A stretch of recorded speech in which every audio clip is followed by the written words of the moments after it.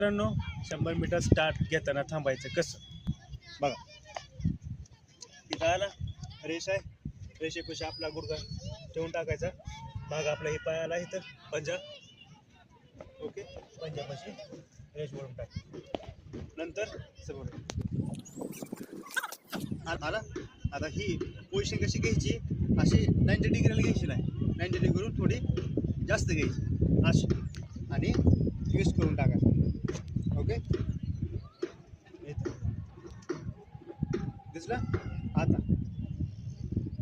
आता पाय टेकवला, हात टेकवले, बॉडी आली पुढे, बरोबर रेषेच्या जवळ खांदे आणायचे आणि सेट पोझिशन सेट.